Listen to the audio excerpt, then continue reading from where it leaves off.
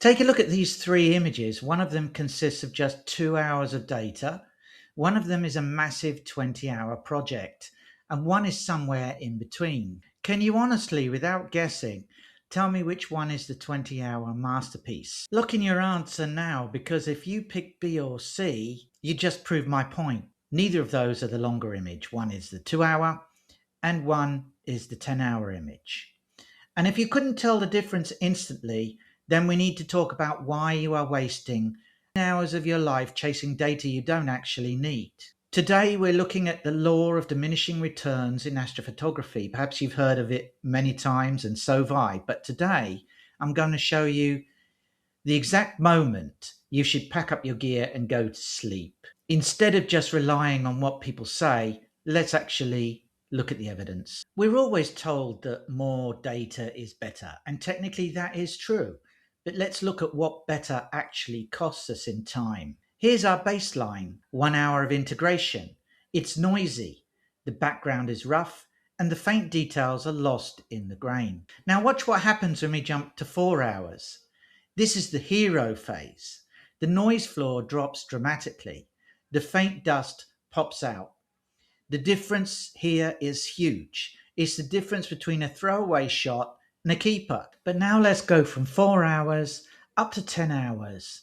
That's an extra 6 hours of exposure time, maybe an extra night or so of imaging for me. And what sort of results do we get? Well, it has made a significant difference. Again, not as much as before, but now the dust is really starting to come out. The noise is dropping and it's becoming a much, much better image. And now here we come to 20 hours. So that's an extra 10 hours poured into this exposure time, and probably an extra 2 more nights. And the big question we want to ask is it worth the extra 10 hours of integration time and all the effort that we put into capturing this? Well, let's take a look. We definitely have got slightly better color. We've got a little bit more detail, and I'm not sure that we've reduced the noise all that much. What do you think? Is it worth the extra 10 hours to go from what we had before to this? I'm not sure, and I really don't think it is. And at this point in the video, I'd really like to know what your thoughts are. Do you think it's worth, based on the evidence I've shown you, do you think it's worth going the extra 10 hours up to 20 hours? Does the effort and the difference in the image make that much of a difference? What do you think? Please drop your comments below. Unless you're preparing this for a large format metal print or an intense competition, I wonder if that extra level of perfection is something worth doing. In fact, only you are going to notice this difference, not your audience. I think that's the reality. So I think you need to really ask yourself, is it worth going that extra night or couple of nights to gather all those extra hours of exposure time? Only you can answer that. Here is the math trap that catches almost everyone. In astrophotography, the signal to noise ratio, basically your image quality, increases with the square root of your exposure time. This means that to double the quality of your image, you don't double your time, you have to quadruple it. So if you have 1 hour, going to 4 hours is easy. You get a massive jump in quality for just one night's work.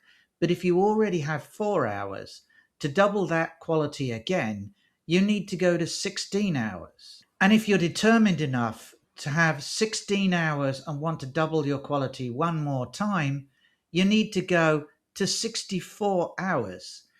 In the climate in which most of us work, waiting for 64 hours of clear sky time may mean this single image might take 6 months or more to complete. So my question to you is a slightly smoother image and slightly more details worth missing 6 months on other targets? Or would your efforts be better placed elsewhere? I'll let you decide on the answer to that. Now, I can just hear many of you screaming at me in the comments, but the data is much cleaner. Yes, it is. But it's 2026. On the left is 20 hours of raw data. On the right is just 4 hours. Run through a modern noise reduction tool like BlurXterminator or Topaz or Graxpert. Software has gotten so good that it can often bridge that diminishing returns gap for you. It might not be scientific, but it may save you 3 weeks of sleep. So we're still at the obvious question: when can you stop collecting integration time? Here is my personal sweet spot rule. For broadband targets like galaxies or reflection nebula, aim for at least 4 to 8 hours. After 8 hours, the gains are much smaller. However, personally speaking, I do think it is sometimes worth going that extra mile and getting 10 to 15 hours if your conditions allow it. I'm lucky enough to live in a relatively clear area, although I wouldn't say that right now in the middle of winter where it's currently pouring outside, even though I do live in the Mediterranean. However, for narrowband, you can push this a bit further, maybe 10 to 15 hours if the target is very faint. But anything beyond that, you're doing it for bragging rights, let's be honest, not for the image. My aim in this video really is to remind you of our limits here as astrophotographers. Should we stop at one night? Or are you one of these 40-hour deep sky hunters? Let me know in the comments below what you think.